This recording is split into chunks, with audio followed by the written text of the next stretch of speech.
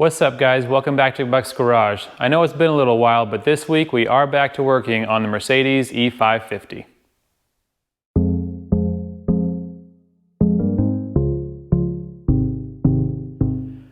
Okay, so if you're like me, you probably don't want to admit it, but sometimes you defer the maintenance that you're supposed to be doing on the car by a little bit. And I've been driving some other cars recently. You probably saw the S430 I've been driving around in. So the 550's been a little neglected. I haven't been driving it much, and it's been asking for a BO service, a B0 service. It's been asking for that for a while. I'm 100 days past due at this point. I haven't been driving it, so don't worry about that, but it is time to get this done so we can get this car back on the road. You may have seen on Instagram, the S430 is now gone. I'll have some more on that in the future, but we're back to driving this thing, so we need to get this B0 service done. I'm going to show you all the stuff you need, all the parts, and how to do it step by step and get this whole thing done and save yourself a lot of money from doing this at the dealer. Okay, so first obvious question is, what is the B0 service? It's basically just an oil change service with a little bit added in. So you're gonna have an oil change, you're gonna have a cabin air filter change, and this one you're also going to have a brake fluid flush.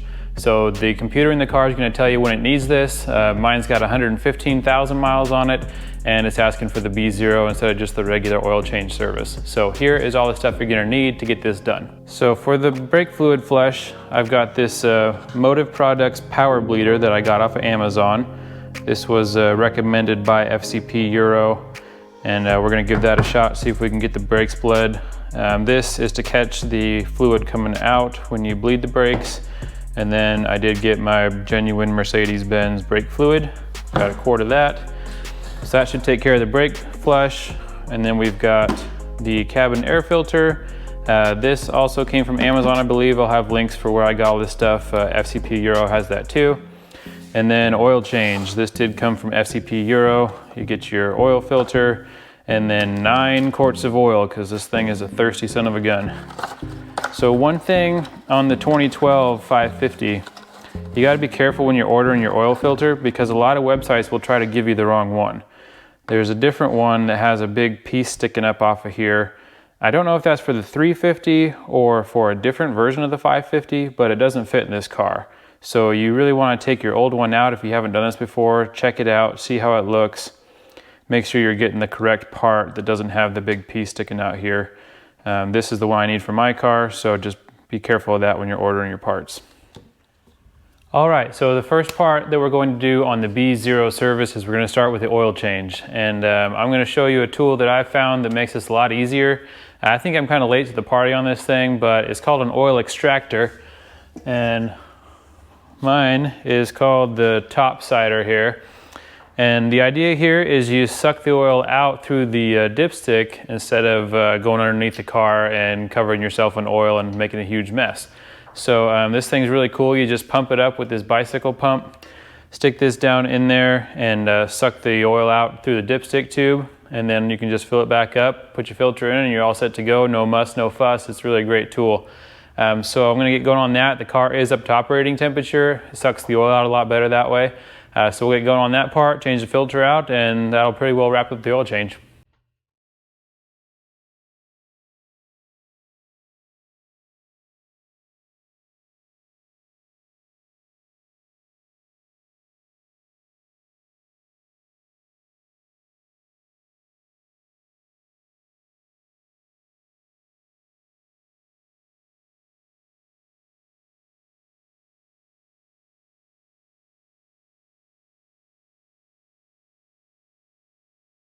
Okay, so while the oil is draining there, sucking into the tank, we're going to work on getting this oil filter out. So first thing you're going to do is take off your air intake hose here, get that out of the way. That's just a couple of clips on both ends. It pulls right out of the way. You want to check these things because they do tend to break back in here, and then you can get an air leak. Looks like mine are okay for now, but check that when you're working on this. And your oil filter is just right here. So you're just going to take a wrench and get that out of there, pull the oil filter, and hopefully by that time you're done sucking the oil out and you're all set.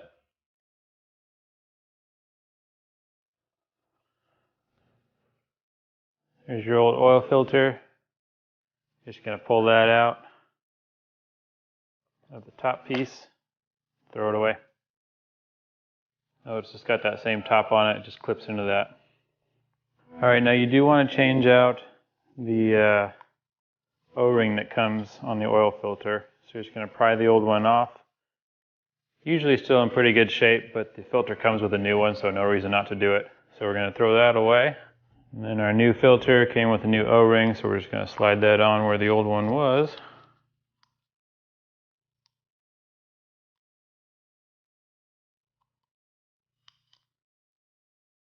You just want to work it, make sure it's not twisted, make sure it's sitting right. All looks good. Alright, so while we're waiting for the oil to extract, let's get started on this cabin air filter. This is what it looks like out of the box. We've got this slider piece on top. That's kind of how it secures in there. And it is located in the passenger footwell up underneath this cover here. So you're going to start with a Torx 25. And you're going to remove Torx here, here, and here, and that panel should come down, and we'll get access to what we're looking for. Alright, once your panel's down, there's a couple of clips you're going to want to undo. I can never get this one to undo, so I just take it out and just twist it. That'll pull out, that's one of your temperature sensors.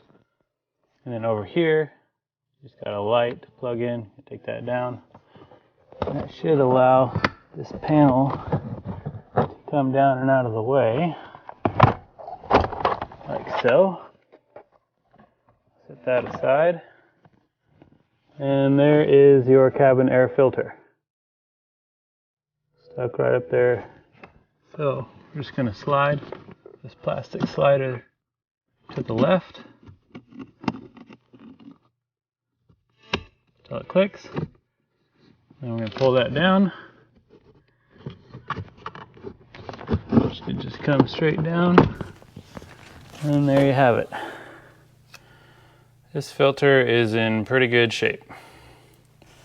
I did replace this when I bought the car with, that was about 20,000 miles ago, so it really hasn't gotten too bad over that amount of time. So I might skip this next time. The filter's cheap, so it's not too big a deal, but that really didn't need changing. They look pretty good. So we'll stick the new one up in here. So you're just gonna slide it up in there, same as the other one came out.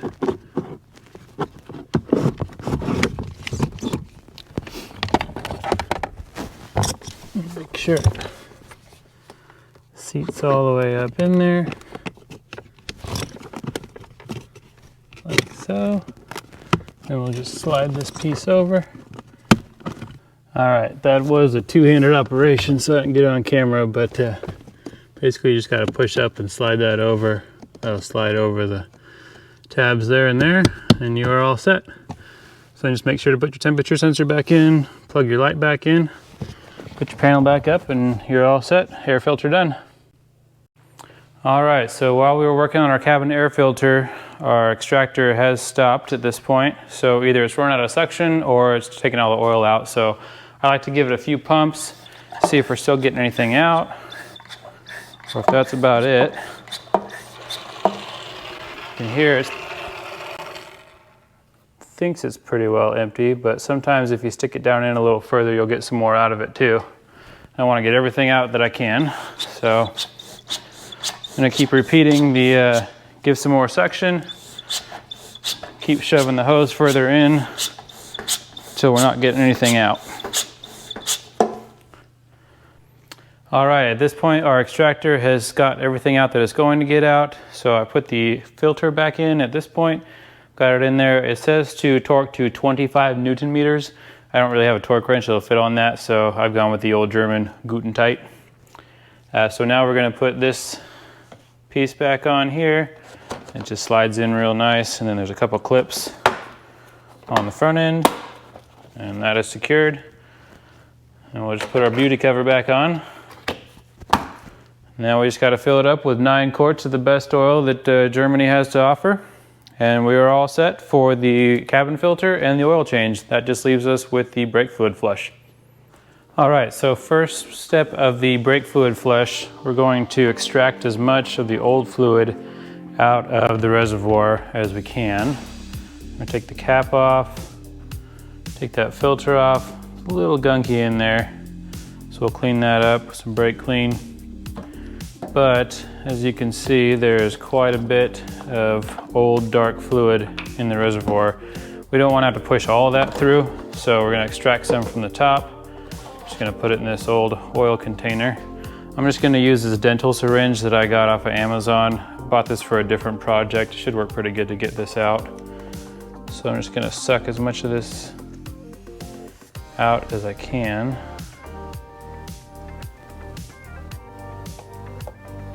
It really doesn't look that bad. It's pretty clear, but I don't know when the last time this was done was, so we're gonna go ahead and do it.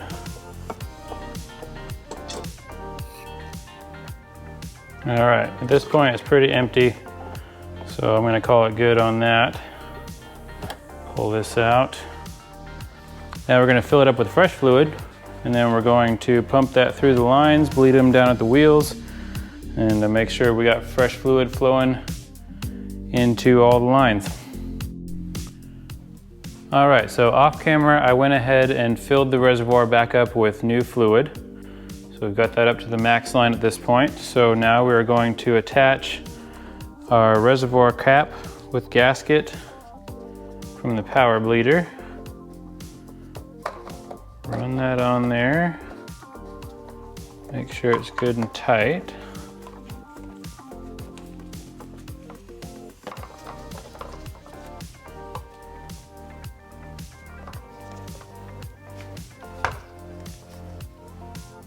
All right, now we're gonna pump this up to 15 PSI, and we're gonna make sure that there's no leaks or pressure release in the system.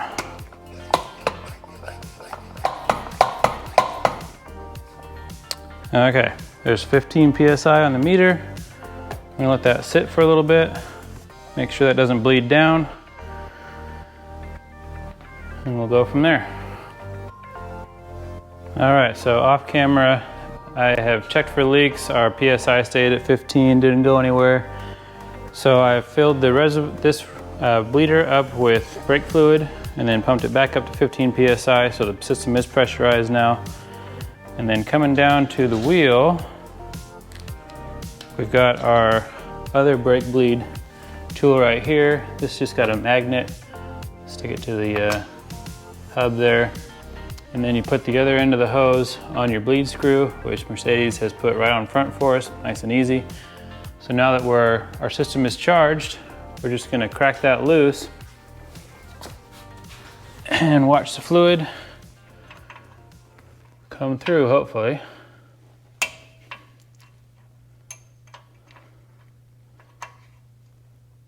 All right, so we're starting to get some movement.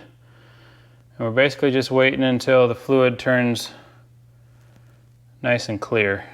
It's getting to be pretty decent. We're gonna call it good there. Tighten our bleed back down.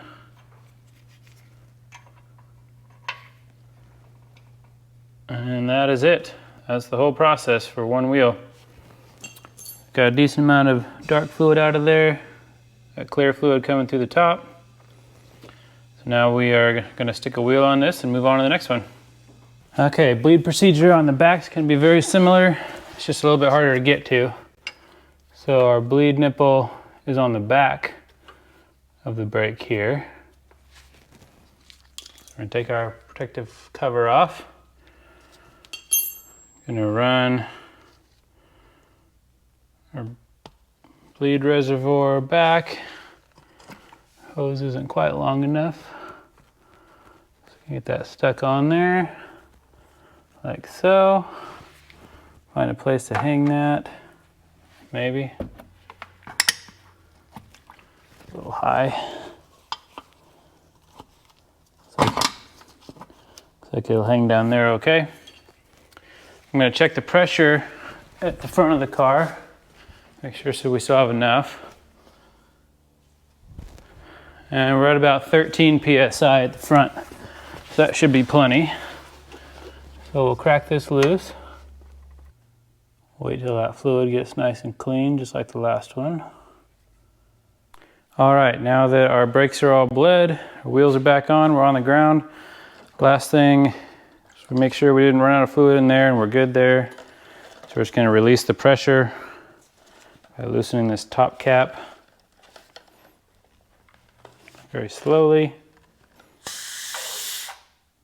Should release all the fluid back into the reservoir. Looks like we are a little over full in our reservoir. We've got some hanging in the tube here, so grab some rags to catch that as it comes out. All right, not too bad, no mess. Just got a little bit caught in the line. Now we are a little over full in the reservoir here. So I'm going to use that syringe again, suck some of that out.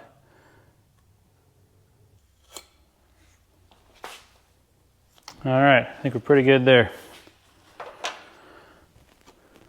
I cleaned out my filter here. It's looking a lot better. We'll pop that down in, throw the cap on. We are done. All right, now that all of that is done, we're gonna finish the oil change. I like to put about 8 quarts into it and then run it a little bit. Let's check the level with the dipstick and then top off as needed. So I'm gonna get going on that, and other than that, this thing should be wrapped up. All right, last but certainly not least in the B0 service schedule is getting that warning turned off. So you're gonna hop in the car, you're gonna hit your start button. If you've got a key, turn it to click number 1.